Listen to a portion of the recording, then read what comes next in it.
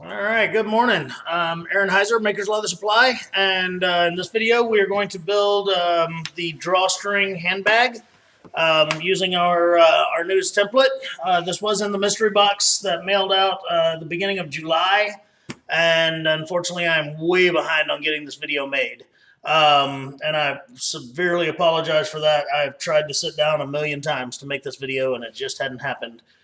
So anyway, I did, if you notice, we're doing a little bit of a different camera angle here. I've got it where hopefully I can go from here to my workspace, to my sewing machine, to my scabbard.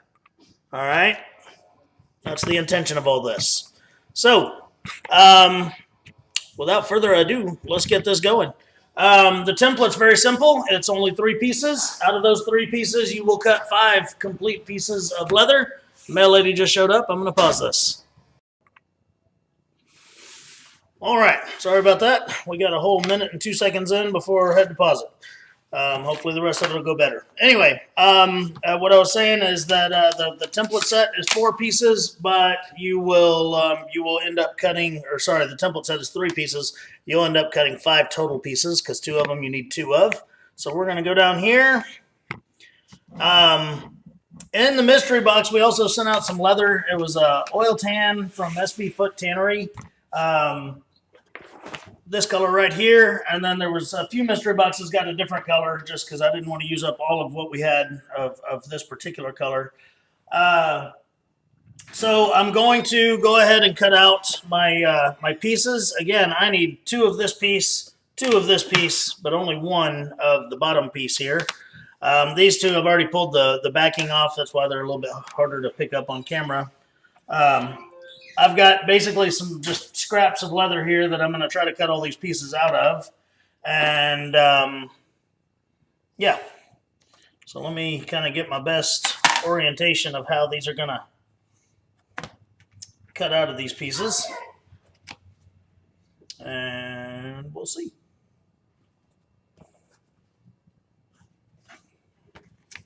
If nothing else, I got more leather in the back. So we'll just start. All right, I'm going to use a rotary cutter. It works really well with this type of leather because this leather is a little bit stretchy. So if I'm using a blade that maybe isn't the sharpest of blades, then it's going to try to pull the leather out from under my pattern when a rotary cutter is just going to continuously roll on it and cut. And they're nice and square, so a rotary cutter's sure easy to use.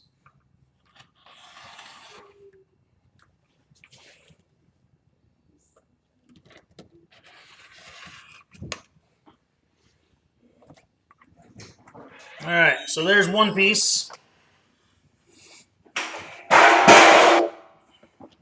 And here comes another. Sorry, the shop's open, so we're conducting business around here. I've tried for 2 weeks to get this video made, and it just hasn't happened. So just whatever time of the day I have, I'm trying to get it made. Ooh.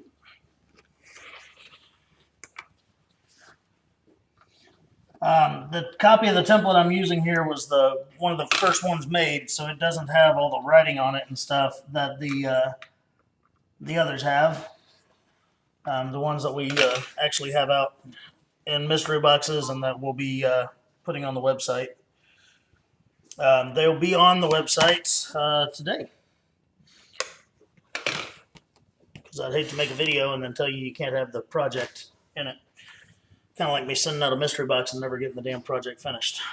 So, we now have 2 of the larger side panels cut. I need to cut out 2 of the smaller side panels. And then I need to cut out a bottom piece as well. So,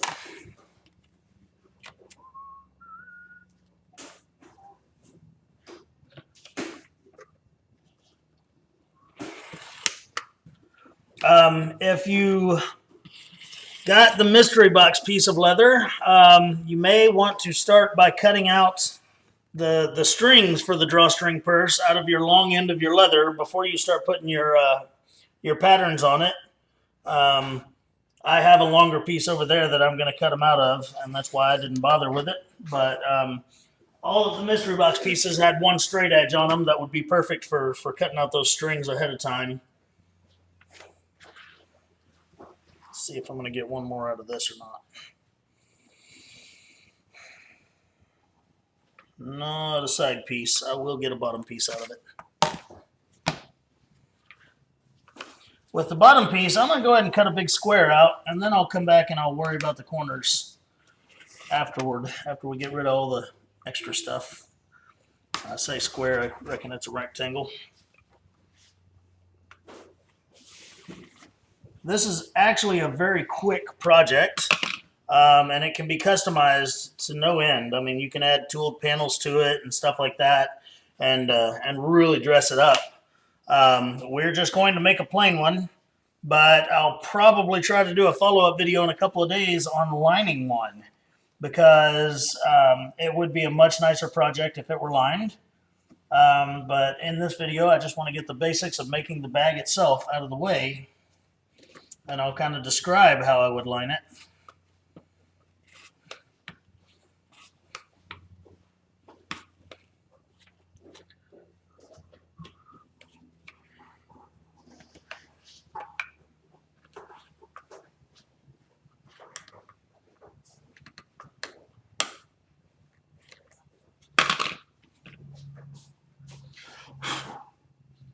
Alright, there's 3 out of 4 corners done.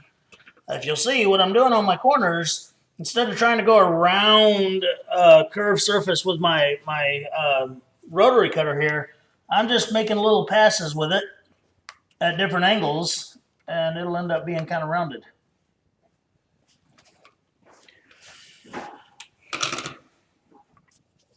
Alright. So now I have my 5 pieces of my main body of my bag cut out.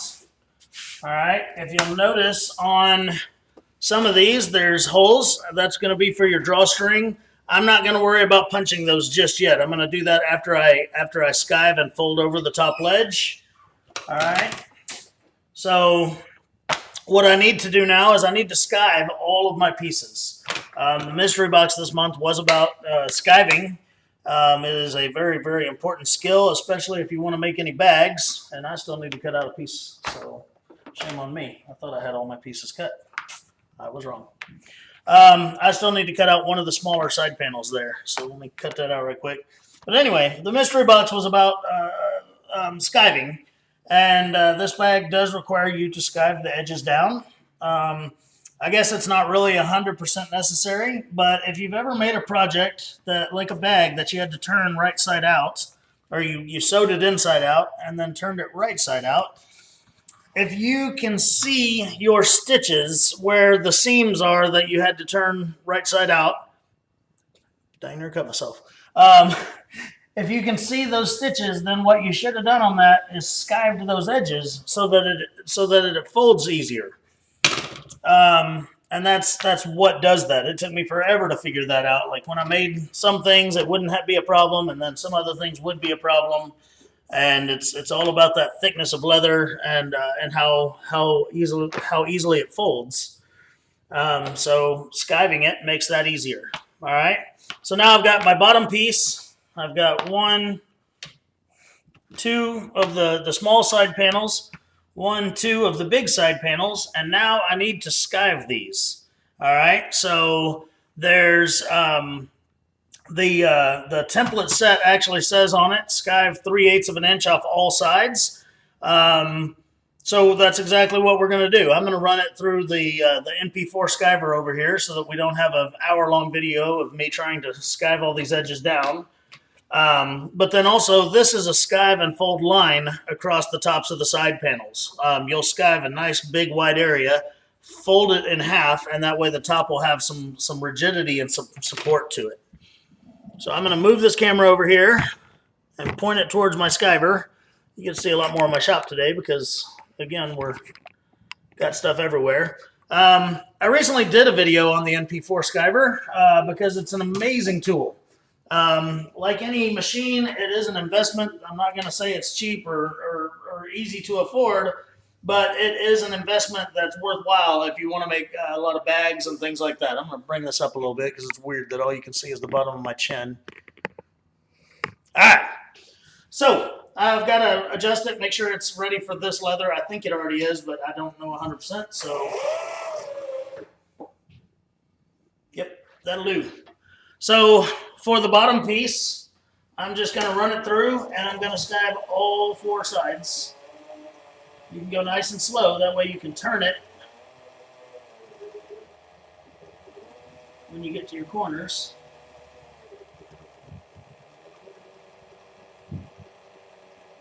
All right, I let it get a little bit away from me on this corner right here. So I'll put that corner right back through it here. Just take off that little bit. All right, so there it is, all nicely skived. All right. So now I'm going to do 3 sides of each of these 4 panels, and then the 4th side will be a much wider skive for the fold over on top. Now, since this is just straight lines, I'll go much faster on this thing. And then also, this thing has a presser foot. Anytime I've got starting with a skived edge, I lift that presser foot and put the skived edge on top of the blade so that it doesn't try to suck it up under the blade. So there's one of the 4 pieces, three sides of it skived.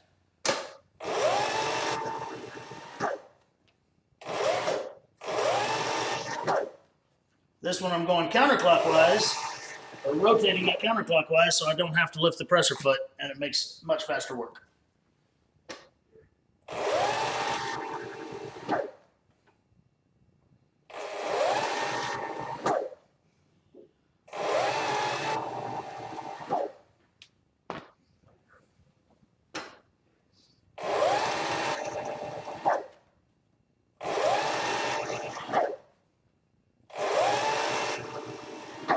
All right, so all of those are skived. Now I need to adjust my skiving machine here because I need a nice wide skive across the top of that bad boy where I can fold the top lip of it over. So I'm going to grab a scrap here and make sure that I've got this thing set up right. And all I did is I changed just the depth of the skive, how far into the leather the skiver is going to skive. Got a little tab here needs to be cut off. All right, see that nice wide skive right there? That's going to give me lots of room to fold that over and sew it down and make a nice pretty rolled edge for the top of the handbag. All right, so I've got my 4th side on all these that I haven't skived. So I'm going to, again, lift my presser foot so that side that's already skived goes on top of the blade. And there it goes. Nice big wide skive right there.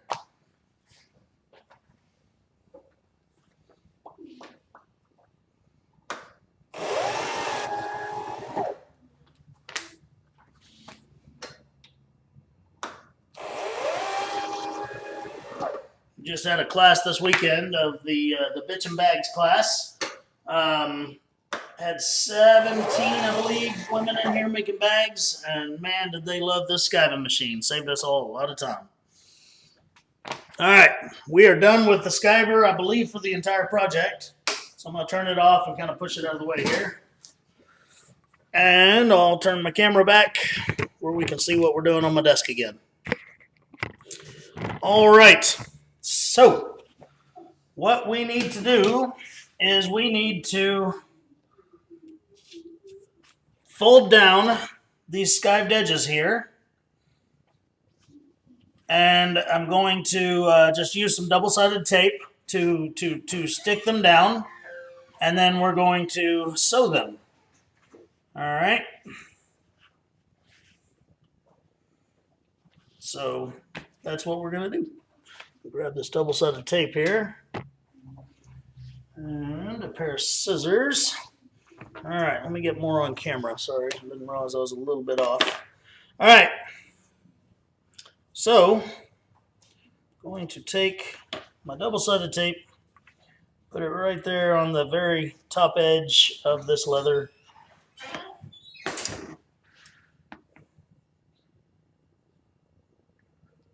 tape without cutting my leather. All right.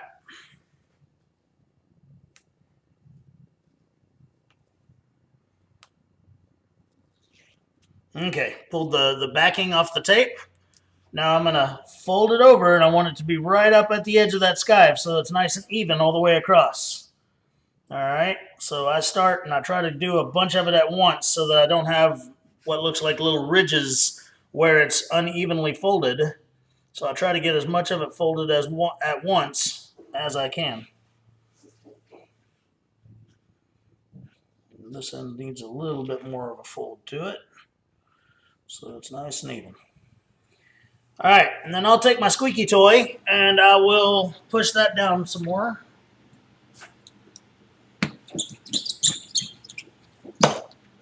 There we go.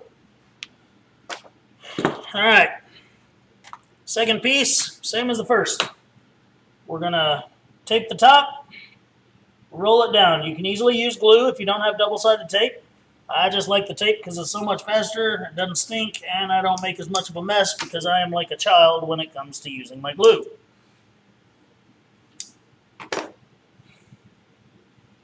Stick that on there real good.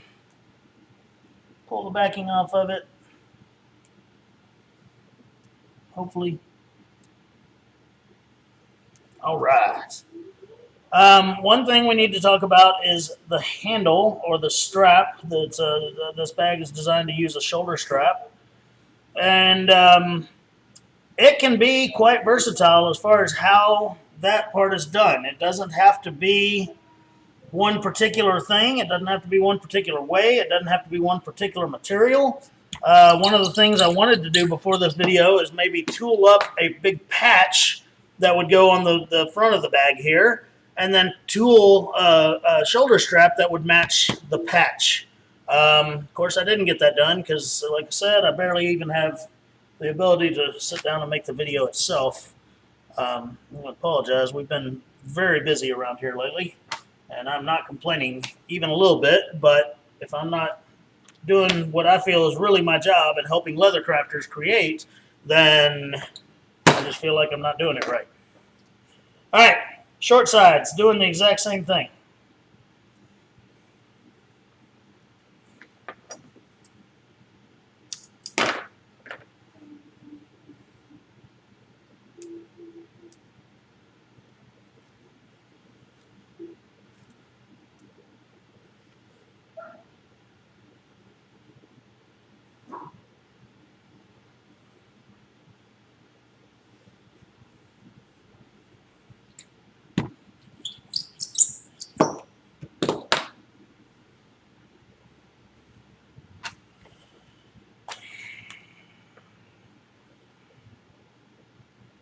Here we go again.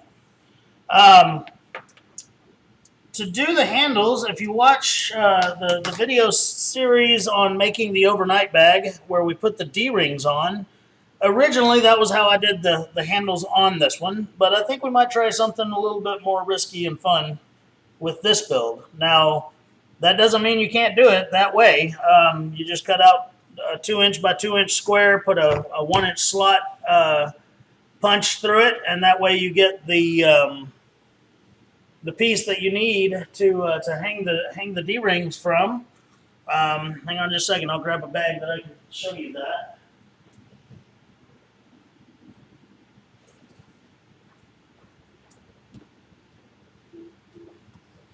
This is what I'm talking about right here. This little square of leather it's got a slot punch and then another piece of leather shoved down in there, and then I riveted that piece in to hold my D-ring there. That's one way to do it, but it's getting boring. I've done it on a bunch of bags lately, so I want to show something different in this video maybe. So we'll get to that in a few moments. So anyway, what I need to do now is I need to sew down the tops of these folds. So we're going to go over here to this Class 18 sewing machine that's been patiently waiting for me to get to it. I'm going to bring the camera to where you can see it.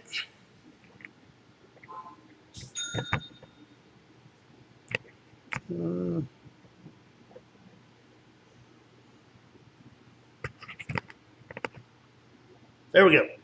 I will turn the light off because you can't see if my light's on, which is ironic because I can't see if it's off. All right, so I'm going to just set up my little edge guide here about where it's sewing a little bit less than 1/4 of an inch from the top of that fold. And I'm just going to start sewing down these suckers.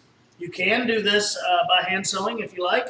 It is a larger project. There is a lot of sewing involved, but there's nothing that says you can't hand sew it. So I'm just going to go ahead and get this sucker. This one's set up pretty slow right now because we had that class this weekend. Let's speed it up a little bit so you're not having to watch me sew forever.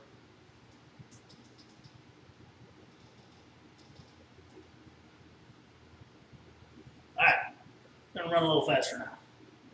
Not a lot, just a little.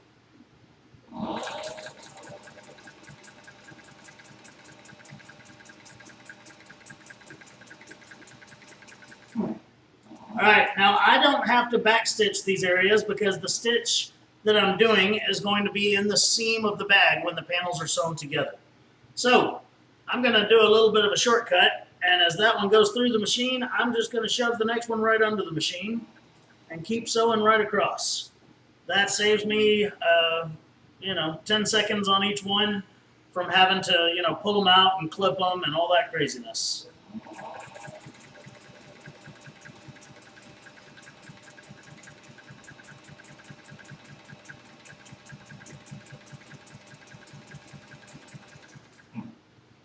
I'll just fold them up back here.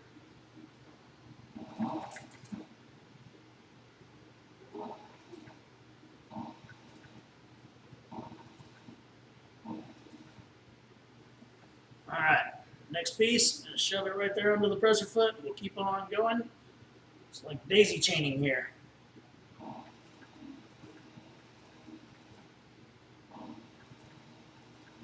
Then you can pull on the pieces you already did because they're attached to the piece that you're working on, so that'll help get it through the machine nice and square.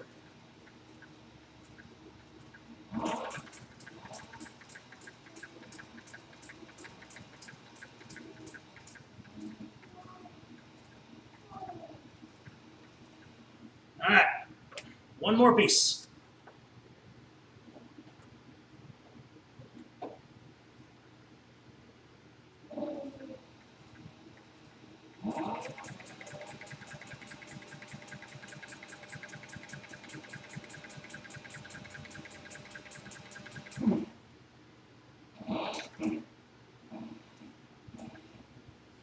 There we go.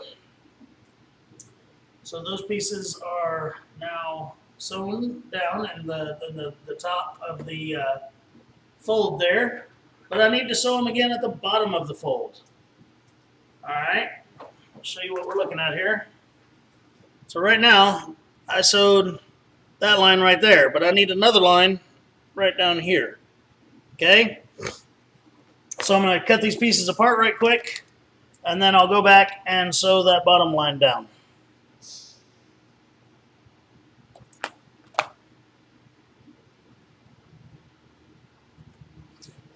First rule when you're using a sewing machine is always check your bobbin to make sure there's plenty of thread on it.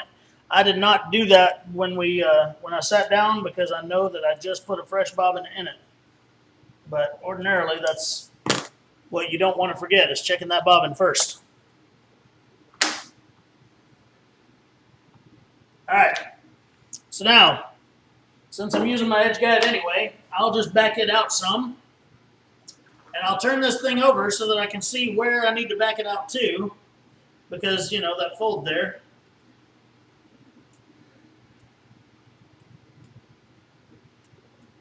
Getting there.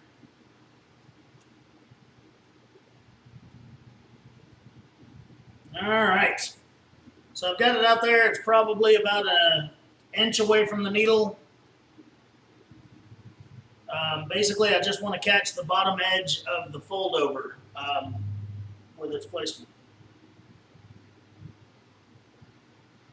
So here we go again. We're going to do the exact same thing, but we're going to catch sew it an inch in instead of right at the edge of the leather.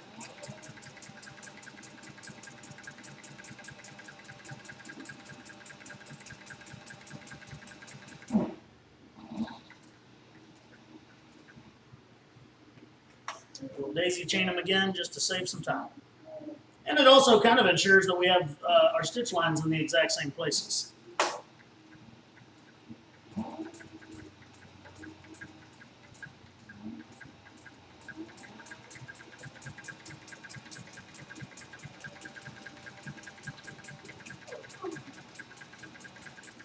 Again, this is a Cobra Class 18 compound feed machine. It can handle up to about 3/8 of an inch of leather. It's a great flatbed machine. I normally really like cylinder arm machines, but I've been using a lot of the flatbeds lately because I've been doing a lot of bag making. As you can see from our YouTube channel and our social medias, I don't know why, I've just been on this bag making kick. Probably because Janie and I have a vacation coming up, and I'm really looking forward to it.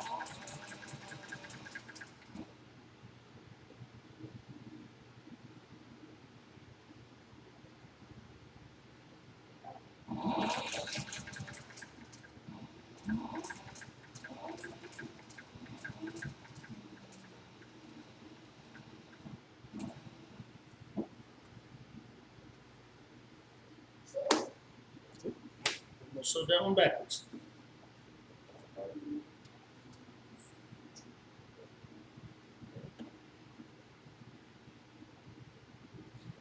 All right, last panel.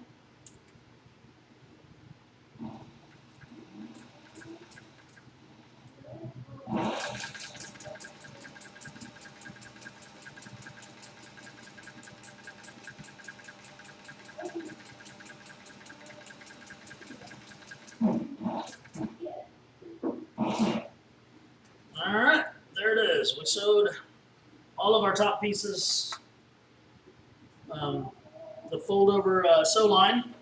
Now we're going to clip these pieces together and turn them into a popcorn box, as I call it, because it'll be a four-sided box. Alright, so now I have to cut them apart because, again, they're daisy chained together. And I'll trim off all the excess fabric or threads and stuff.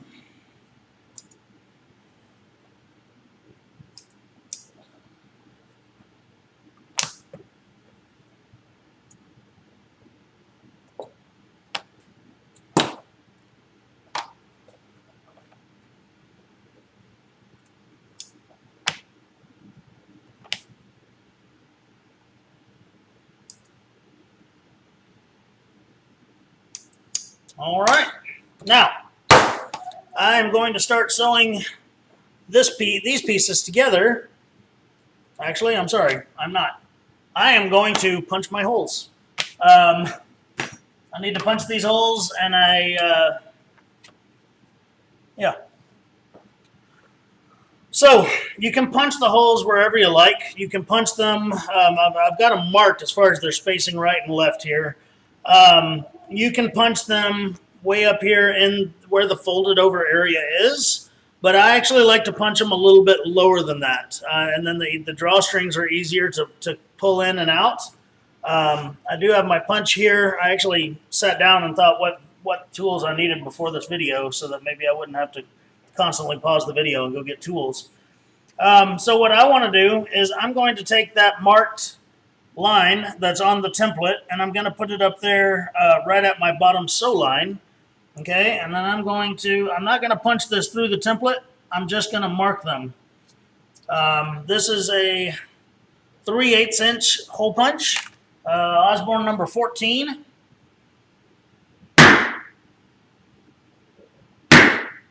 And there we go. We got little holes. So we're going to do both our side panels. Again, lining up my dotted line on my template with the bottom stitch line there.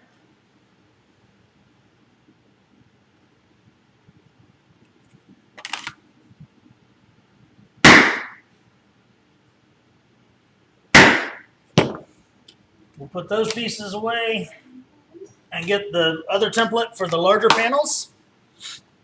Do it again. We'll line up our stitch line with the dotted line. Mark our holes. There's 4 of them on these pieces. Might as well just mark them both at once here.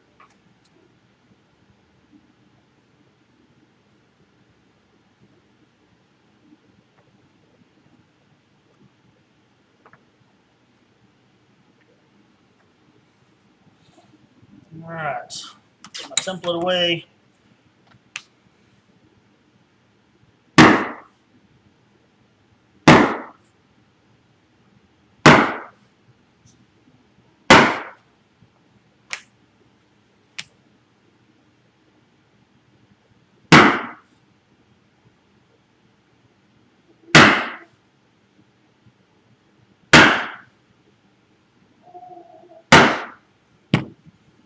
All right. Now, if I were going to do the square for the D-ring, I would do that now.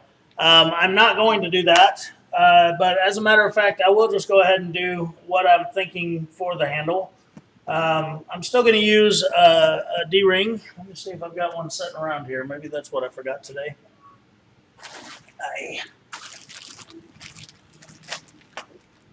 None of these are the right size. With the kits came inch and a quarter D-rings, just depending on which ones you had. So anyway, let me pause this right quick. I'm going to find the D-rings. I'll be right back. All right, so while we took a little break there, I played with some things, and I think we're going to do a really fancy little doodah on the handle here. And basically, I want to do something kind of like that and attach the handle with. All right. So I've got 2 slotted conchos here. These are from a new line we're about to put on our website. They are called the Rhino Incorporated. They are Italian-made conchos. They are not cheap, don't get me wrong, but they are very, very high quality, nice conchos. Like these particular ones I'm about to use on this, I believe are about $10 a piece. Let me look here. Yeah, $10 a piece. So, but way nicer than any of the little $2 and $3 conchos, and also they're solid brass. These are not zinc coated and stuff. The coating's not going to scratch off and stuff like that.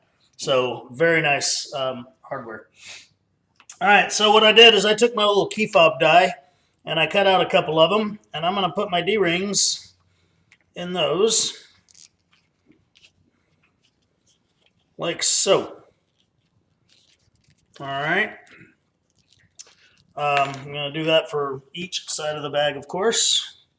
And again, you don't have to do yours this way by any means. I'm just kind of getting fancy with it because if we're not constantly trying to do something new and improved, then it gets boring. I have here some Rosette Cutters. All right. Saddle makers use these a lot. They're made by C.S. Osborne. But I'm going to cut out some of the little rosettes and use them. So there's a little piece. I've got to get over the leg of my table because it takes quite the swing to knock a hole in one of these things. And I've got a 2-pound maul, so I'll just have to hit it a few times here. There we go.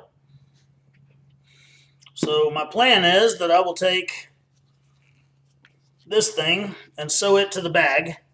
All right, and then I'll take the rosette, put it over that, the concho over that, which here it is already. I'm seeing that I need a bigger rosette because you can't see it behind it. Hopefully I have a rosette cutter the right size. The next one up I have is pretty damn big. It's 2 inches. So let me grab a 4-pound maul here.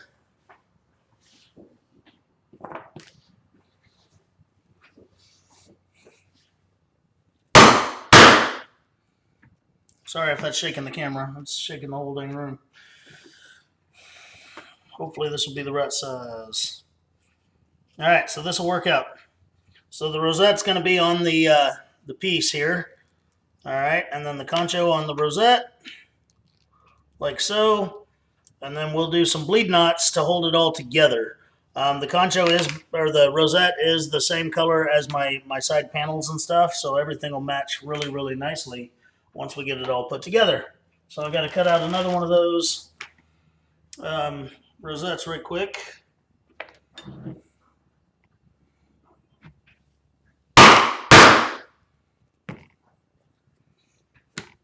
There we go. All right, so what I'm going to do is I'm going to glue. This is, again, I just used a key fob die that I had, a double-sided key fob die. It's got about a 2-inch diameter to it. I'm going to glue that together, and then I'm going to sew it to the side of the bag right here, just below, not too far below the string. Okay, and I'm going to center it on the small panel, not the large panels, but the small ones. Okay, so like here's the large one, way bigger. I need the small one. Okay, so I will sew it to the side panel here. All right, and then I'm going to put my rosette on top of it, and my concho on top of the rosette. I will punch through all of these layers, and I will do a bleed knot through all that. I'm going to do a lot of this off camera. I'm going to go ahead and glue this thing together and sew it to the panel. When I come back, then we'll be at the point where we need to put the rosette and stuff like that on top of it. So that's where we're at. All right, so I went ahead and sewed the key fobs on here, and I actually trimmed the back of them to where just that, you know, and skived them down so that it's not just really, really thick on the side of the purse there. Okay, and I did that on both panels. And then I've still got my my rosettes here I need to set, so I'm going to put them on there. I'll put my conchos on my rosettes, and what I need to mark is my little slots for the conchos.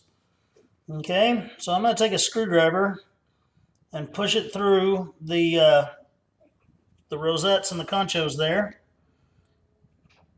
And I'm going to angle it up a little bit on the top and down a little bit on the bottom. And that will tell me where I need to punch my my slots for my my bleed knots that I'm going to do. And then we'll go ahead and do some bleed knots on the video. I'm not really great at doing bleed knots. Sometimes they turn out pretty goofy and I have to redo them, but I can at least show you the basics, and hopefully you can figure out a more what's the term?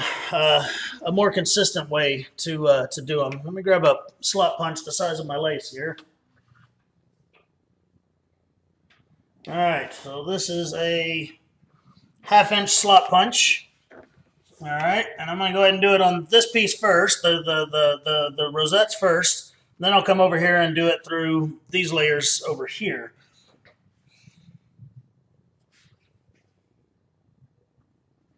Just trying to make sure I'm nice and centered left to right there.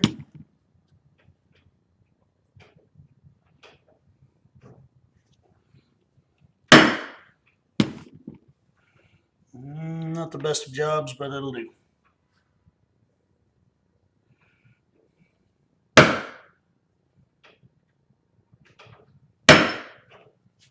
That one's better. All right. Now I'll set these on here and mark my my holes through that rosette there, and then I can knock them down.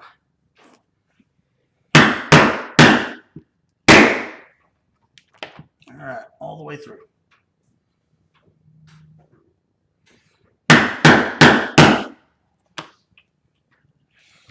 Okay. And the same thing over here. I'll mark my holes and go through them, and then we'll do a bleed knot. I was just supposed to mark that and then beat it all the way through, didn't I? All right.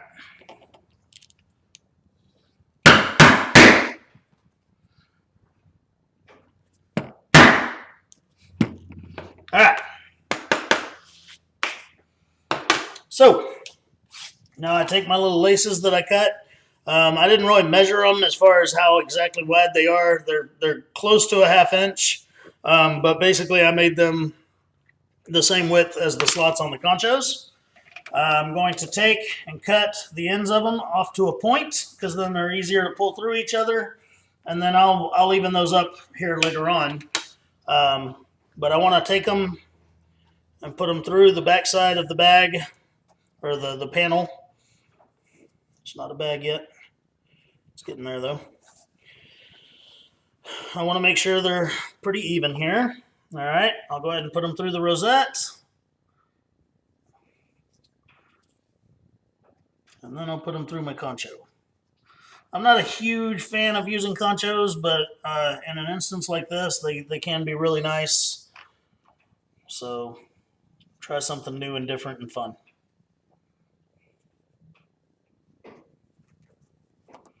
All right, so that's what we're going to look at right there.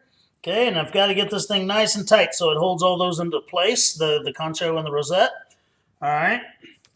Now, there's a couple of different ways and a couple of different tools you can use to do your blood knot.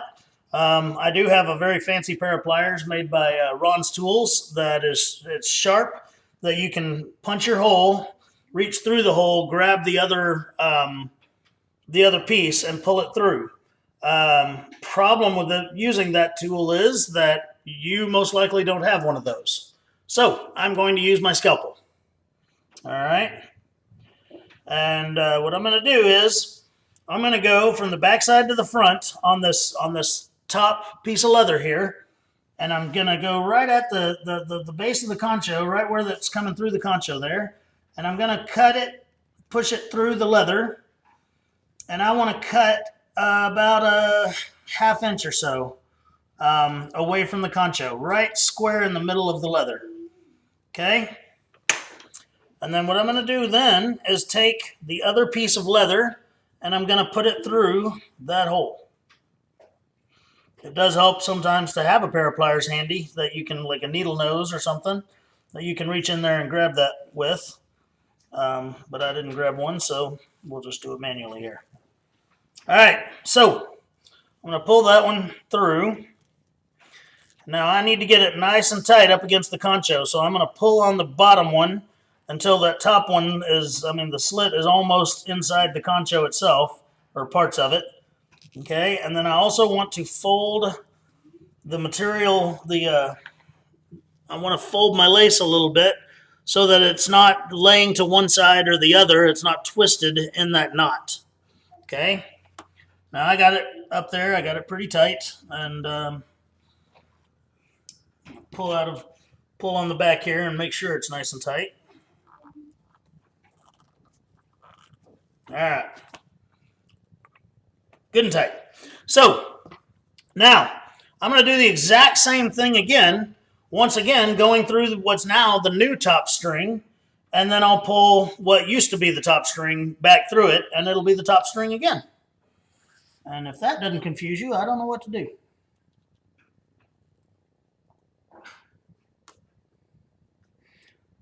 Be very careful to try to get your knot as nice and even and straight as you can, and not let it go to the right or the left, and that'll have a huge effect on how pretty your bleed knot ends up being.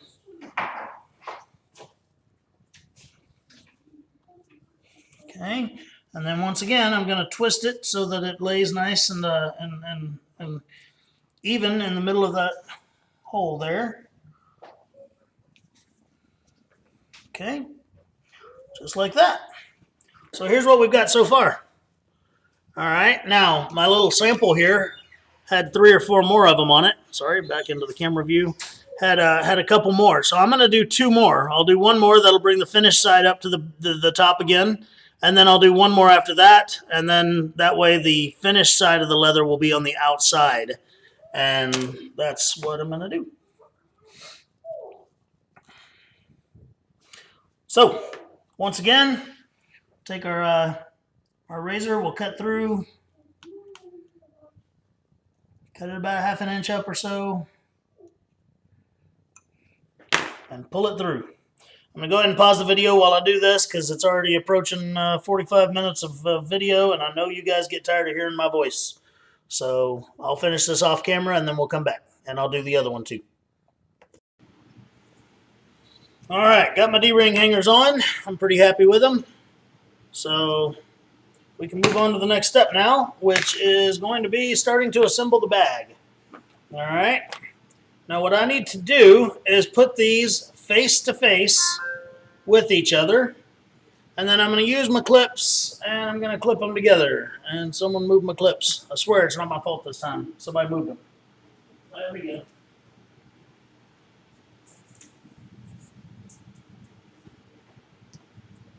All right. Bucket of clips. So we got to put them together face to face and sew them together. Now, there's not too much of a secret to this other than you got to make sure that when it is, when you've got, like I'm going to put this piece, one of the smalls and one of the bigs together here, and then I'm going to put one of the smalls and one of the bigs together here, okay? But I need to make sure that when that's all said and done, that when these two sew together, that the small will link up with the big on both, okay? Like there, I just had it wrong, so I'll show you what I'm talking about. Let me clip this one together right quick. Now with that big bulky handle thing I just put on there, it's not, it doesn't lay as nice and flat as it would have. So I got to be cognizant about that when I'm sewing and pay close attention to it. Okay.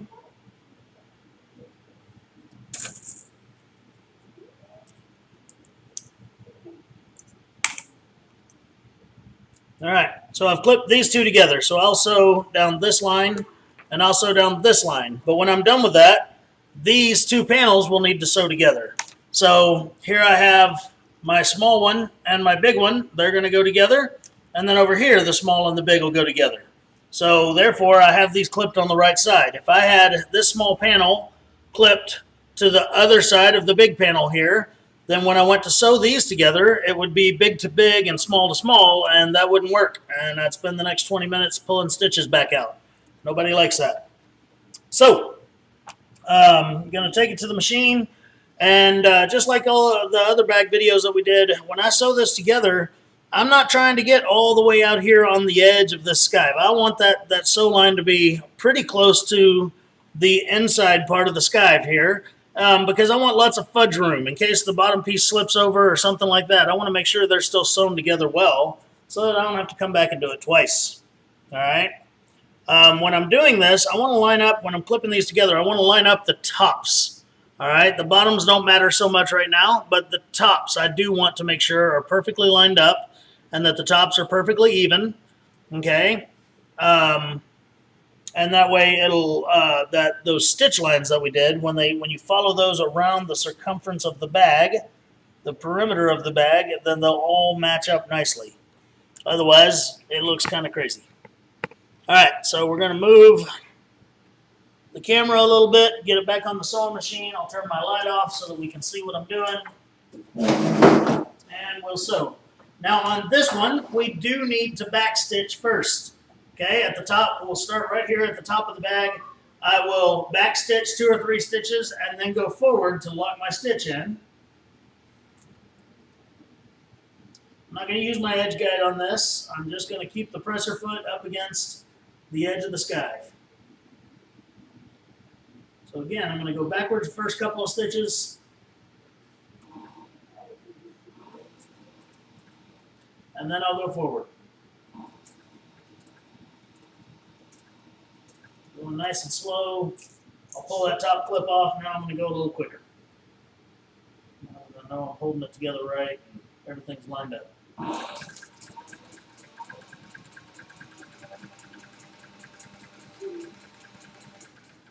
I'm keeping my finger pressed on this seam as it goes through because I want to make sure that the top and the bottom, or the top piece and the bottom piece, are going through evenly, and one of them's not sliding around or being pulled through more than the other.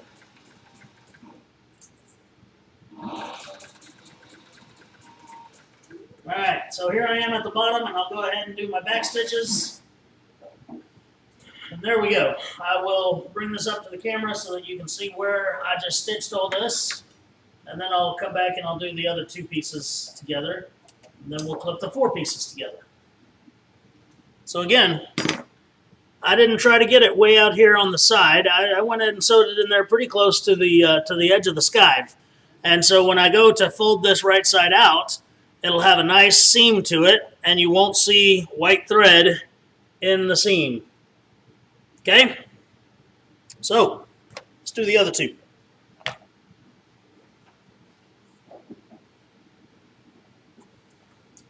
If I was being super duper careful with this project, I would probably change over to a darker thread when I'm doing these inside seams, like a dark brown or even a black, and then it would be even harder to see the seam inside there, the leather or the thread inside the seam once it's turned right side out. But I know that this machine's got a nice tight pull to it and everything, so I'm not as concerned with it right now.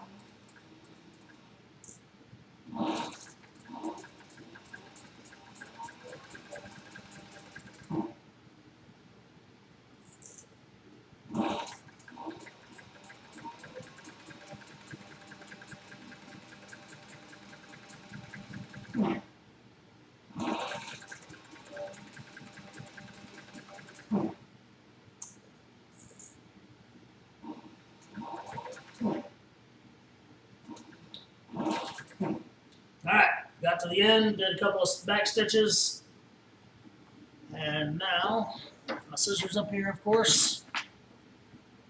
I can have 20 pair of scissors, and by the end of a project, they'll all be sitting on the table and not at the sewing machine. Because I roll like that. Alright.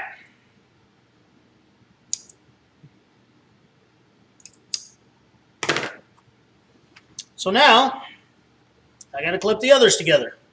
Okay? So, real simple. I'm going to clip these 2 together. Okay, again, I'm doing a long piece to a short piece. All right? I'll get these clips over here on the machine because I don't want to keep dragging clips over there. Or just like my scissors, I'll have 40 of them in one place and none of them at the other.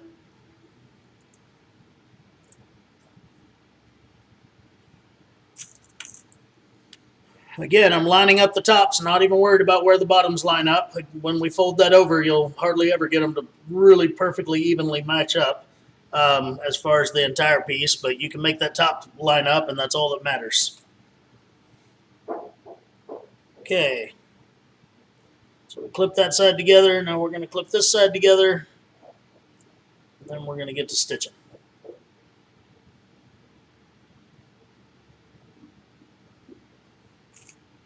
Overall, this is a very quick build. It's not very time consuming at all. It makes a nice bag. We can, again, it can be lined, and then it's much more high end. But we're not lining this one. I will build another one once I've got a nice tooled piece and a tooled shoulder strap and stuff. I'll line that one, and I'll do a video on just the lining portion.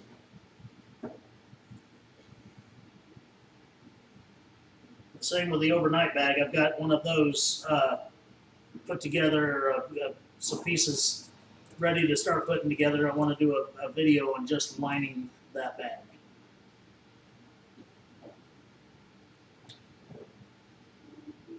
One stitch too many. There we go. Alright, so I'm going to sew these 2 sides together, then I'll sew the other 2 sides together. Put my hand down on the seam like I was talking about a while ago. Get the stitching.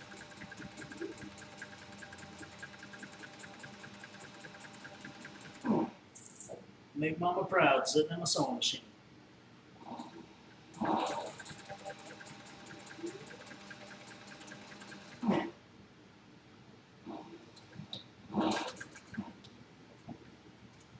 Okay, there's that end. Grab my scissors again.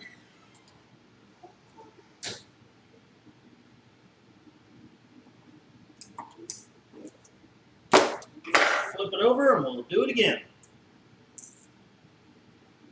One more again is what I like to say.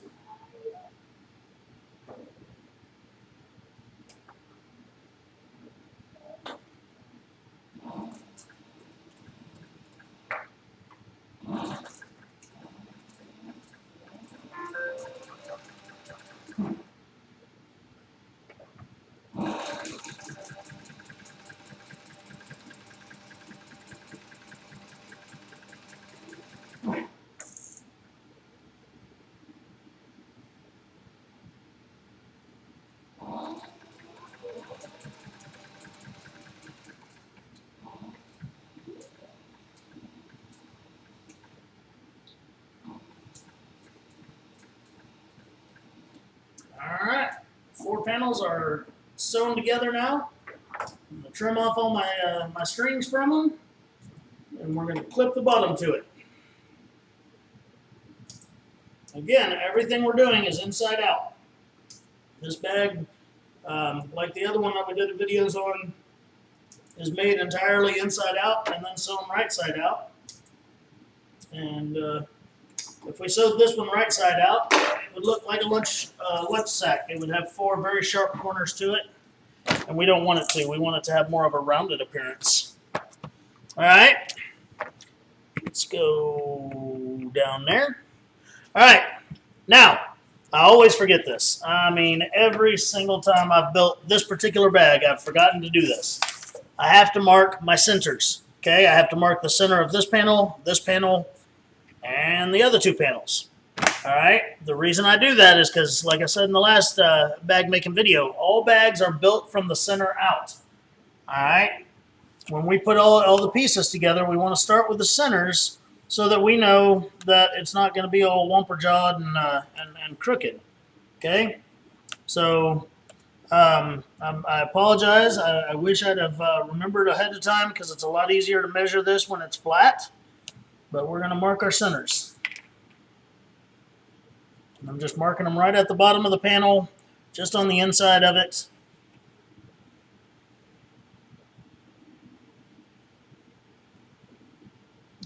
We do make these nice centering rulers, which can make this job a little bit easier. Everybody that's tried one really likes them, but it does make it a lot easier. You don't have to do any math. You just put it down and you put your measurements, you just move your measurement back and forth till you're at the same on both sides of the 0, and then mark where the 0 is. And it really does make centering objects a lot easier. All right, now that I did that, I need to find the centers of my bottom piece.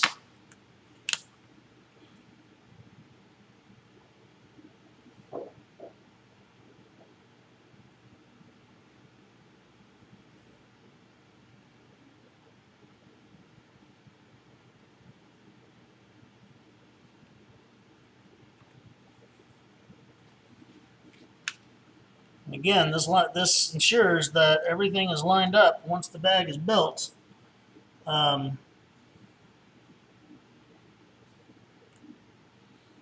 that the base of it matches the sides.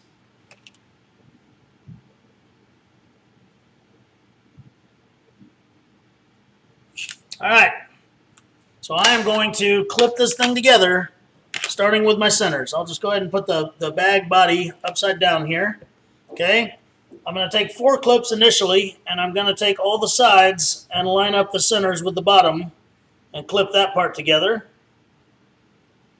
Okay, so here's my center mark on the side. Oh, I am off camera. I apologize. Here's my center mark on the bottom, and then here, or on the side, and then here it is on the bottom. They perfectly line up. So I'm going to put a clip there.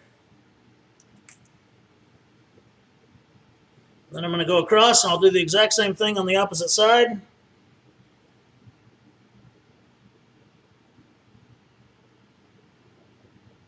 All right. Put a clip there. Then I'll come over here to the side, and I'll do the same thing.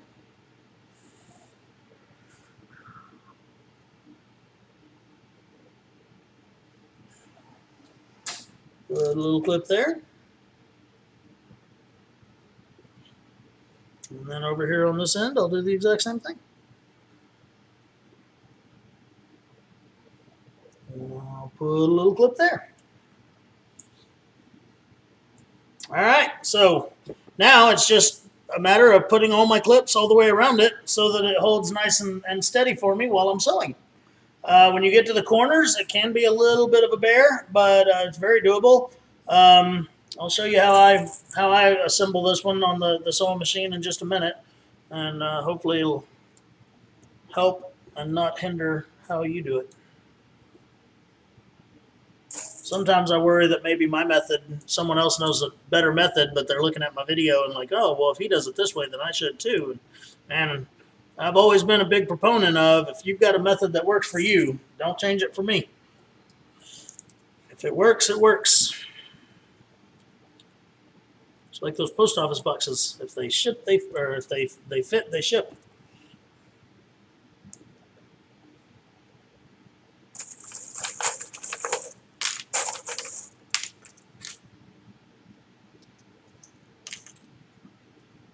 Sorry, these clips are not bent the right way, and so I've got to sit here and bend them out to get the little handles where I can grab them. We got a bunch of brand new clips for the bag class that we had this weekend, and so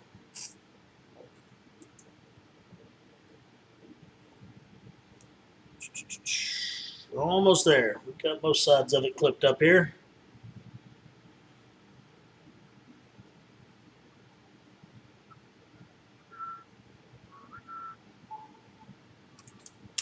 What I'll explain in my video that I'll do on the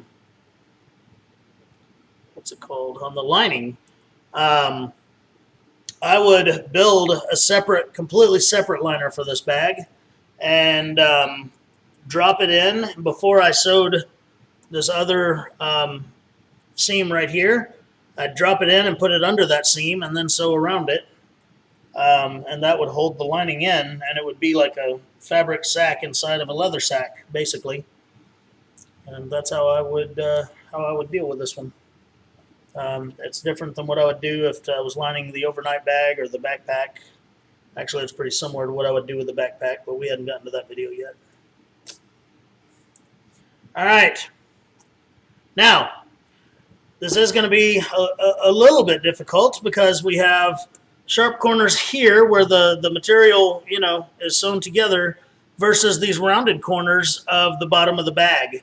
As I sew them on the sewing machine, I'm going to stand the bag up just like this, okay? And as I go around those, I'm just going to press those corners down and let the sewing machine just walk right across them, okay? Now, I can do a little bit of tack or clipping and give it a little cut right there so that it'll, you know, so that the machine will have somewhere to walk, but it's not really necessary. And so I'm just going to go around it. Unfortunately, with the angle that the camera's at, let's see if I can move my machine. I can't move the camera, but I can move the machine. Try to get it where you can actually see. Otherwise, all you'll see is the side of the bag. There we go. I think that'll work.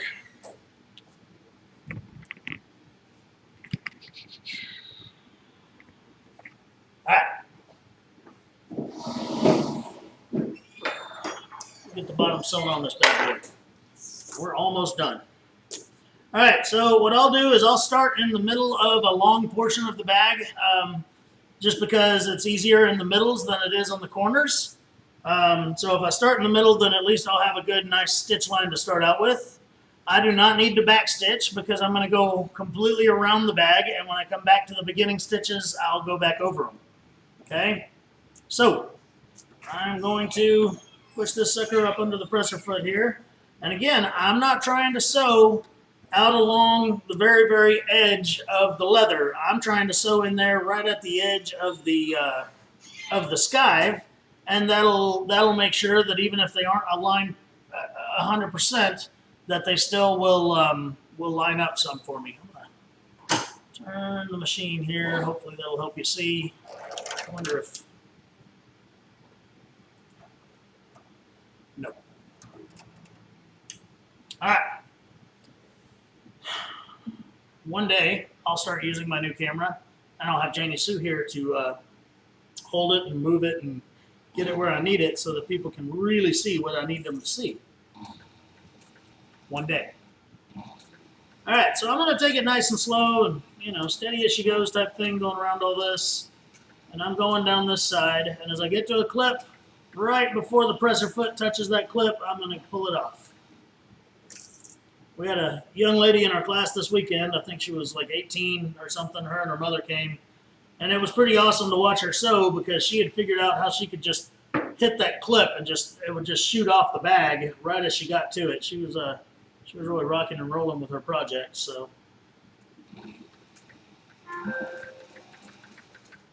All right, so I am to a corner, and again, I'm just going to work my way around the corner and let the presser foot walk right up over the side of the bag, or the seam from the side. You may have to lock my machine down. I can't push against it if the wheels are unlocked. All right. You may have to kind of push it down a little bit, and I'll hand wheel it as I push it through so it doesn't just get stuck on that seam there. All right.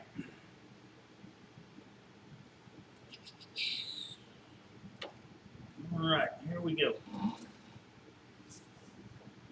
Almost to the second side. This is the one instance on one of these bags that I really think hand sewing would probably be easier when you're doing the bottom part here. I'm sorry that, again, you can't see what I can see. But one day, I'll have my stuff together for these videos.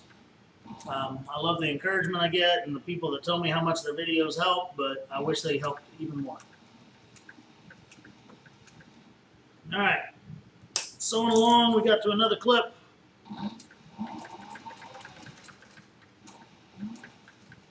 We're currently on a short side of the bag right this second, because we started on the long side. Another clip. And here we are to another corner. Same thing, I'm going to fold it over and walk around it.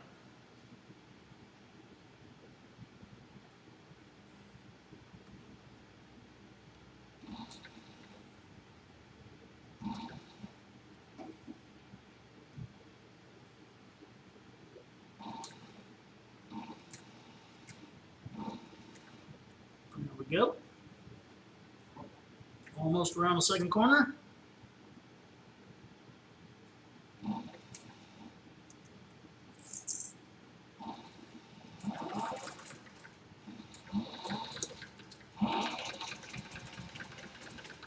Back to a straightaway, which is always nice. Nothing like a corner to make you appreciate straight sewing.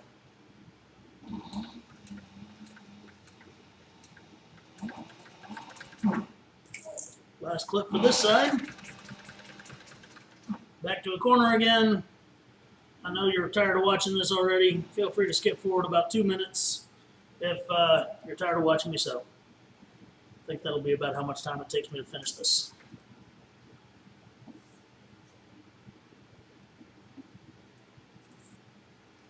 And then the next thing will be turning it right side out, which is always my favorite part, as long as it was successful. Don't get me wrong, I've turned some right side out and been very, very disappointed.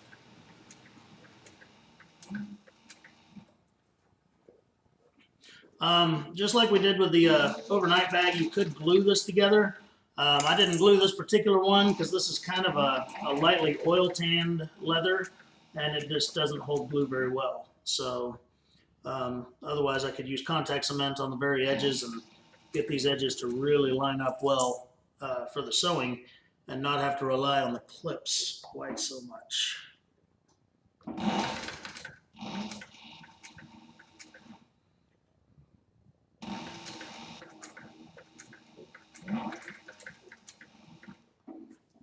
Alright, coming back to our original starting point.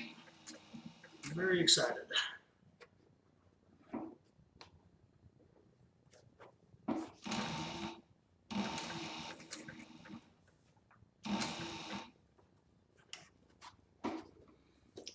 And here we go. Back on that first straight side that we started on. Get back to our original stitches, and we'll go right back through the first couple of holes again. And we will call this sucker sewn.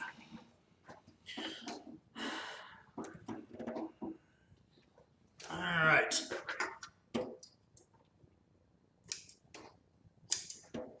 Let me move my machine back because I am done with it. The only other thing we have to do with this is to make a handle. And I'll show you how I make a handle out of the same material. And I guess we will be sewing that too. Like I said, the next one of these I make that I'll actually do the video on lining and stuff, it will have a tooled handle and a tooled patch that match. and that rhymes. And I'm an idiot.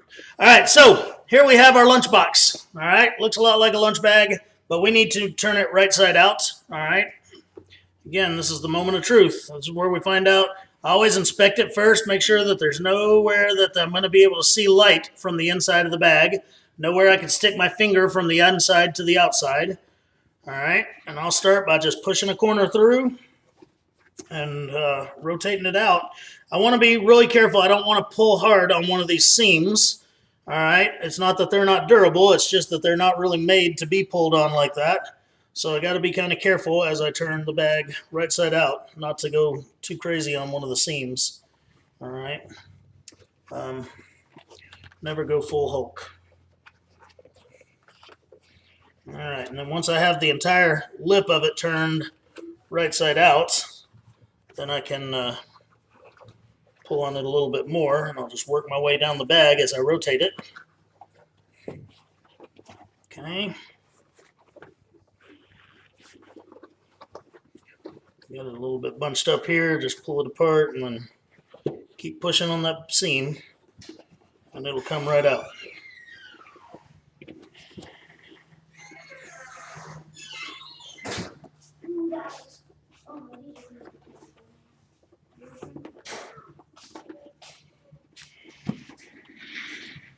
All right, so looks pretty good so far. I'll take my hand and I'll just run it along the seams on the inside, and I'll kind of pinch them down on the outside here so that they all have a nice square appearance to them. Okay, and then once we put our string through the bag to make it the drawstring bag, then it will also help form it and help it hold its shape. So there we go. I've pinched all four corners now, and then I need to pinch along the bottom as well, and you know, get it all nice and shaped so it doesn't want to just constantly turn itself inside out when it's sitting still.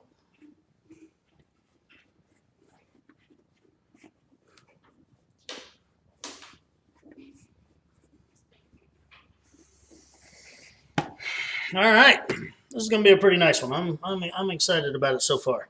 I'm going to pause the video here and take a break, and I think they need me over there. And yeah, when I come back, we'll make the drawstring and we'll talk about the handle. All right, so the bag's turned right side out. We need to talk about the string for the bag, and then also we need to talk about the if we wanted to make a shoulder strap that was the same color as the bag. Okay, so what I'm going to do is I'm going to get my big long straight edge over here.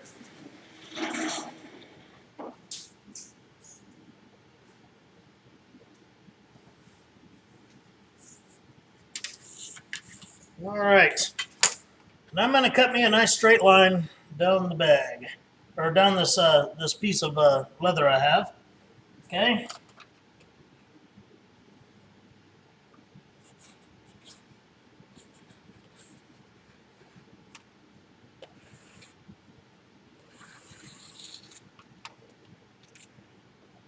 All right. Now, what I'm going to do essentially is I'm going to cut a long string, and I'm going to make it pretty wide, and then I'm going to fold it in half and sew down it, okay? And that'll be what I use to make the string that goes through the loops of the bag, or the holes in the bag, okay? So I want the string to be about yay big, about a 1/2 inch wide or so. So I need to cut my my piece about 1 1/4 inches wide. Okay, this is about 5 to 6 ounce leather.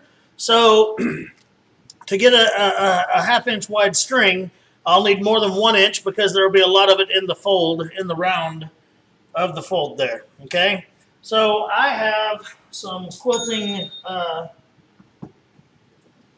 thingies, measuring thingies. I don't know what it's called. But anyway, I've got a couple of different ones that I use for things like this. All right, and it's got all kinds of markings on it and stuff like that. So I'm going to put this sucker, get rid of this ruler, pick my leather back up. Anytime I'm building a project, my workspace gets smaller and smaller as I don't put things away. Happens all the time. I'm used to it.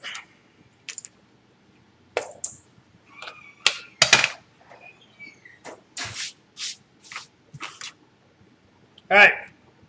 So I'll put this up here, and I'll do my 1¼ inch line here, and I'll cut down it with my rotary cutter, and then I'll move it down some more and cut some more. Okay. I'm going to go real easy pushing against it because I don't want to accidentally move the leather. Sorry, my head's in the way. Nobody should ever have to have that much of a close-up of me.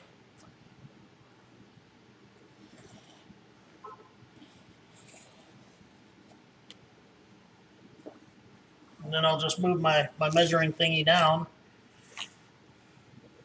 I don't know exactly how long of a piece it'll take to get all the way through the bag, but I will know by the end of the video here. So this one's going to end up being about 30 inches or so, I guess. That should be plenty.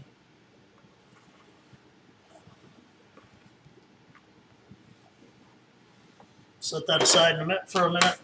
All right, so I need to fold this in half and sew it down, and then when I'm done with that, I got to make sure first that it's going to fit through here. And I either need to make my holes bigger or this thing a little smaller. If you don't have a splitter, then your option is going to be making your holes bigger. But I have the option of splitting the thickness of this down just a little bit. And that'll help me to fold it over and make sure that it'll fit through the holes in my bag. So give me just a second. I'm going to do that right quick. All right. So what I ended up doing is I skived this strap down, split it down, and then I ended up splitting it too much. I split it down to about 3 ounce. And so what I did is I rolled it into thirds, okay? So let's say this was that. I took it and folded it once and then folded it twice, and then I just sewed right down it. All right, you can do this a million different ways. You can use paracord if you want. You just need something that'll go through these holes. You can braid you a nice drawstring. It doesn't matter how you do it. That's one of the most versatile parts of the bag. You can do it any way you want. So I am going to run the drawstring I made through the loops.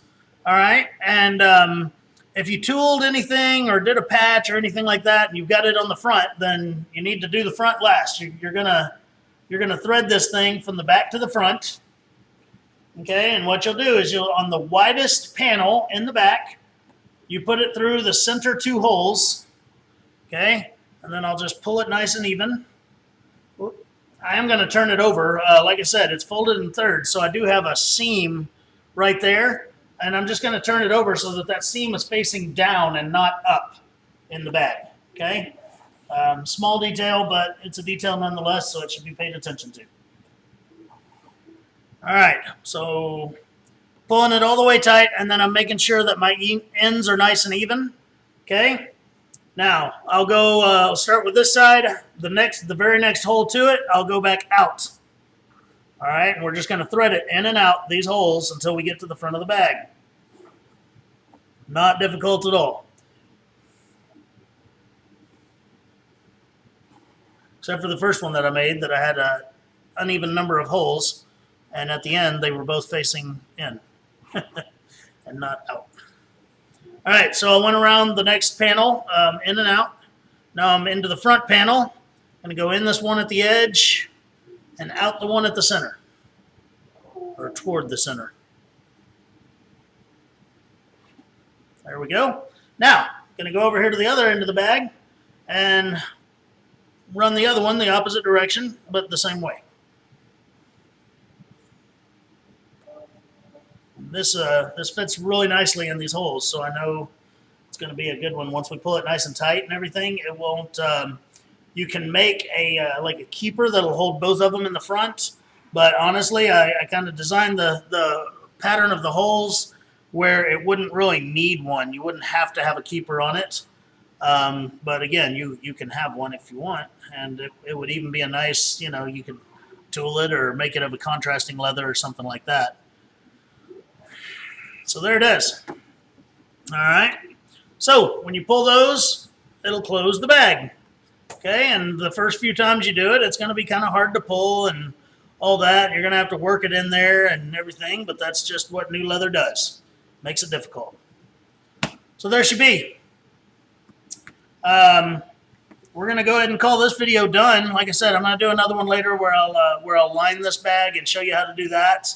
I'm going to tie knots in the ends of this cord that we created, just so that it has basically a defining or finishing point on it.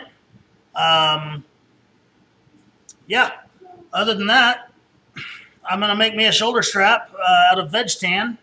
It can be any length. It can be any whatever you need. If I were to make the shoulder strap out of the same leather as the rest of the bag, then hang on and I'll show you what I would do. A second to tie this sucker up.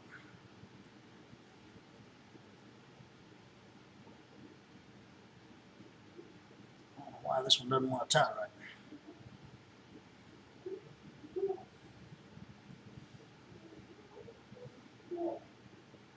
Okay, just little half knots. All right, so if I were to make a shoulder strap, let me get my straight edge piece that I have here.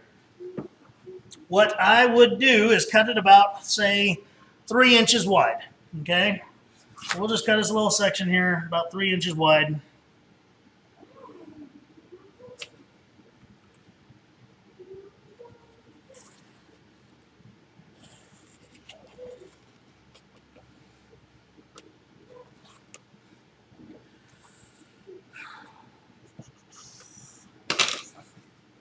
All right, we've got a couple of choices here, but what I like to do is I would skive down the outside 2/3 and leave the center of it thicker, and then roll both the outside edges to the center.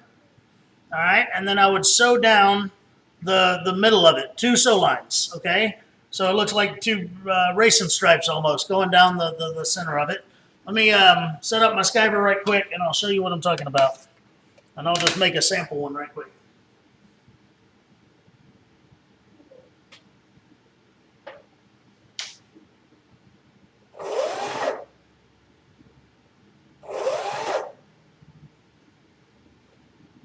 All right, perfect.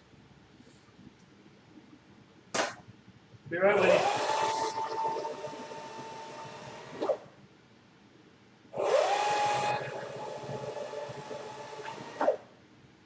Okay, so skive down the outside 2/3 or so, and I would just roll those edges to the center until they touch. I don't need them to overlap. I just want them to touch. Okay, I would tape them down.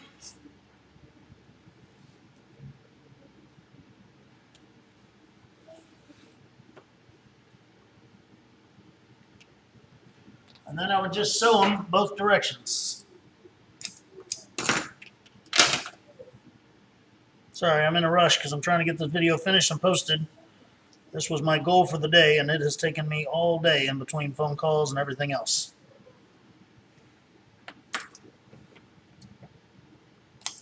All right. Peel the back off this tape.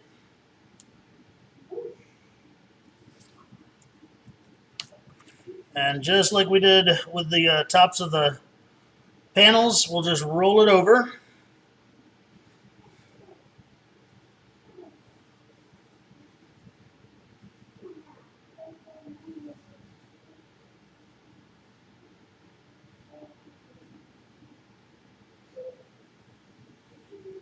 Okay, and the same the other way.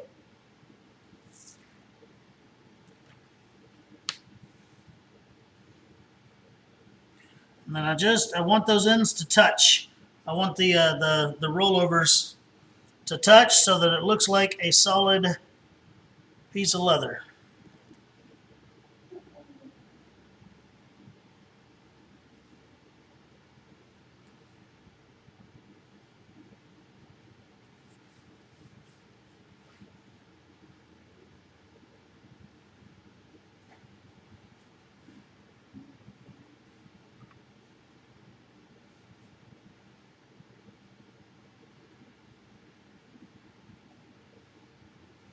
All right, there we go. I'll take my squeaky toy, get that all nice and tight.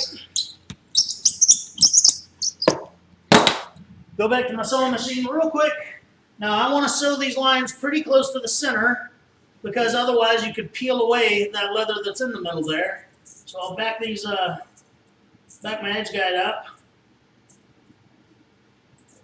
And I'm just going to go real fast, not backstitch or anything.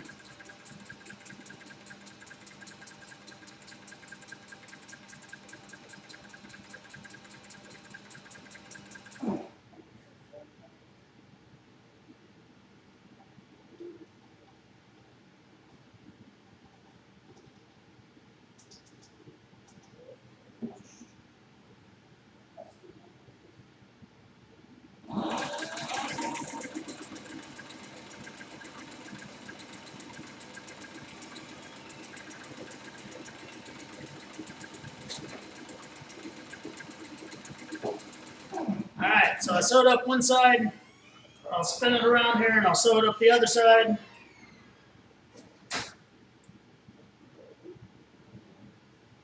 And that sew line really wasn't as far in as I needed it to be. Should have done it even further.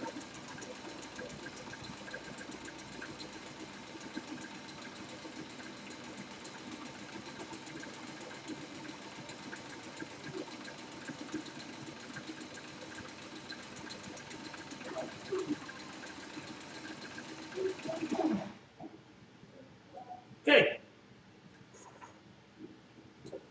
Show you what I did here, and then we will call that done. Sewed it up just like that. There's what you can see on the back side. You can barely see the seam in between the two. And other than that, it's a pretty nice little handle. Again, this is just a small sample. For this bag, I am going to do a veg tan shoulder strap. So that's why I just did this one as an example to show the other type of shoulder strap if you were going to use the same kind of leather. So thanks so much for watching the DrawString handbag video. If you have any questions or anything, feel free to leave them in the comments. I do try to answer them all. And thanks for watching. I'm Aaron Heiser of Maker's Leather Supply.